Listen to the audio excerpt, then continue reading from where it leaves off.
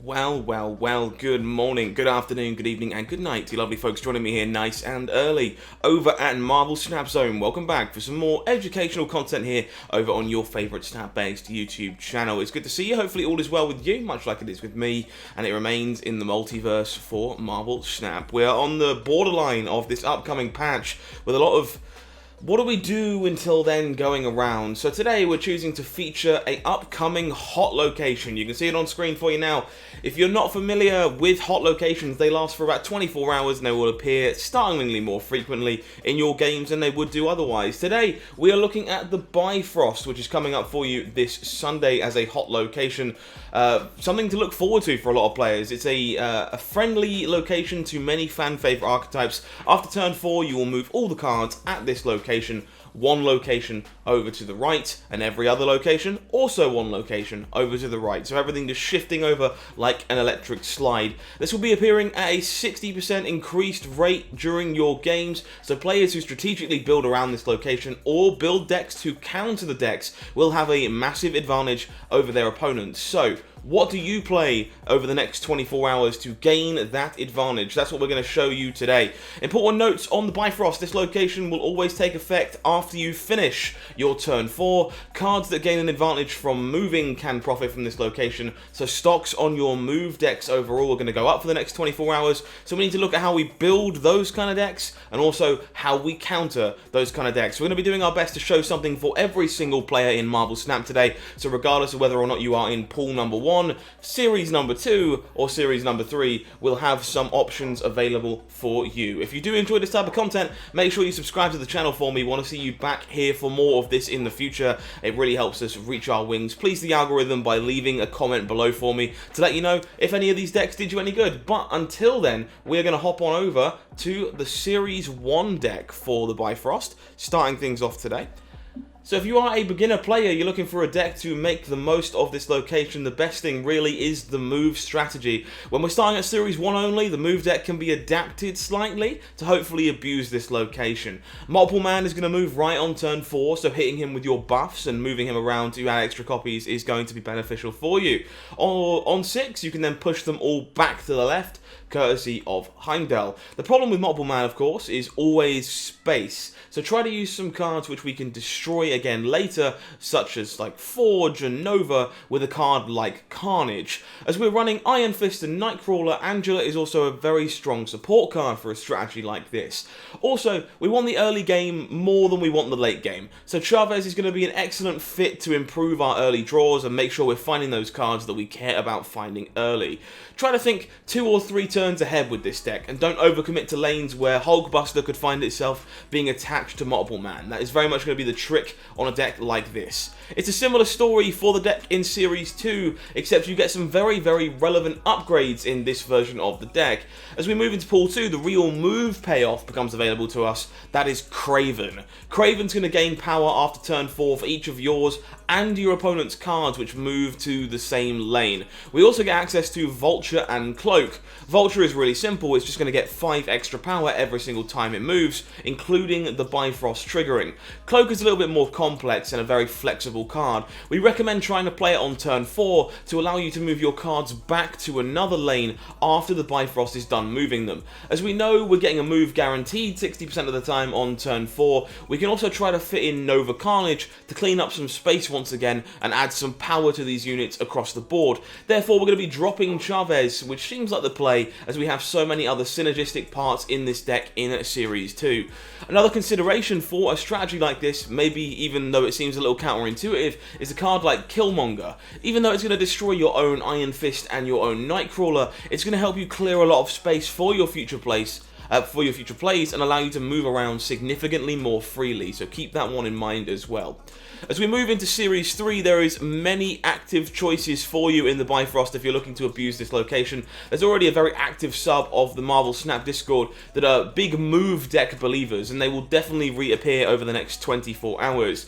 Before the decks though, Kraven is the main payoff here. It's fair to say if you don't fancy playing any of these Pool 3 decks, you just want to get an advantage while playing the deck you enjoy, maybe just jamming Kraven into your deck for 24 hours might be the play regardless to gain a slight boost overall. However, this first list in Series 3 here is the ultimate all-in version of playing to the Bifrost. It is the starting point that is just everything that is hyper synergistic in every way you could possibly want it to be. This notably excludes the top-end move cards such as Heimdall and Aero. This is because we're trying to rely on the Bifrost to do the buffing work for us. We can then use Beast and Falcon to pick our cards back up again for big turn 6 plays using 3 or 4 cards to move a bunch of cards around, rather than just dropping Heimdall to do the job at the very end. We've returned to Falcon in this all-in version, as it has the dual use of picking up 1-drops left behind by the other effects. The other option, well, one of the other options we should say, the pseudo quote-unquote best deck, the strong deck if you will. Versions of this deck have been gaining momentum on Discord, and we have to make sure that we shout out Kraken Null and Fatal before we continue here for the inspiration on this shell. So thank you for your information, guys, we really appreciate it. The discussions on various move decks they inspired informs this one pretty heavily, and this could almost certainly be the strongest way to go. Storm is going to help you turn off any lane or turn off the Bifrost, allowing you to keep it when it's beneficial and remove it when it isn't. As well as having most of the all-in core in this deck also has a very key tech card in Polaris, which can be played early to move a card to the right, clogging up lanes where the opponent was hoping to move things into using the Bifrost. Aero can mess up the last turn or turn 5 maths, and is just a big statted card in a deck like this. This version is what we would recommend if all you care about is strong plays in general and clearing up clear power increase if the Bifrost is available to you in your game. So highly recommending this one. The alternative way to approach this is to try and counter people who are abusing the Bifrost. Your first option in that regard is this anti-fun list that simply says, hey, let's not play the game. When we played beta, Debris was one of our favourite cards that's kind of fallen off a bit in recent memory, and this would be our starting point if you're looking to enter Bifrost Weekend as a way to disrupt your opponent. Before we go any further, you could definitely look at including a card like Nova and Carnage in this archetype. You could definitely drop the Black Widow / Beast package to fit that in if you prefer the ability to pump your team and clear the board. Either way could be stronger, but going full Series 3, leaning into Black Widow and Beast is where we want to start. The goal here is clogging up 1 or 2 of your opponent's lanes and then lock them out and play one card that beats their power in the other. The Demon and Spider-Woman play the role of final punch together on the final turn very, very often. Daredevil, Spider-Man and Professor X have some amazing synergy together to be able to lock off locations and guarantee wins in spots where you might not be able to otherwise. Spider-Man also surprisingly strong on turn 4 with the Bifrost. If you play him on the left lane, he will move and lock the location he was played in. This leaves you free to drop Professor X on the lane and lock it down while keeping Spider-Man's power in another lane instead. Debris is also very strong into the Bifrost. Debris in the left lane puts rocks into the 2 lanes on the right. On turn 4, this move across into the right lane, so these will both move across into the right lane, potentially full locking the right lane if your opponent isn't careful. If you can combine that with Storm, you'll further limit your opponent's options, and then Beast can be used to pick these cards back up and give you room to play again yourself. Black Widow going to stop your opponent from drawing cards and also takes up more locations and spots on the board when they have to replay those Widow's Bites, and against the move decks you expect your opponent to be playing, that is really, really huge. Our last deck for this video is the counter style strategy, but if you're looking to abuse the location yourself and have some meta game choices against your opponent, this is where we would be looking to be in tier 3 overall. If the counters do start popping up but you still want to play move, put Carnage or Killmonger into your deck, and potentially Nova too, instead of the 1-drops you would normally play. This is going to clear out a lot of space and give you a lot of counterplay, giving you room to keep on moving. You will lose out on some of the move synergies, but you can counter the counters and push power across the board.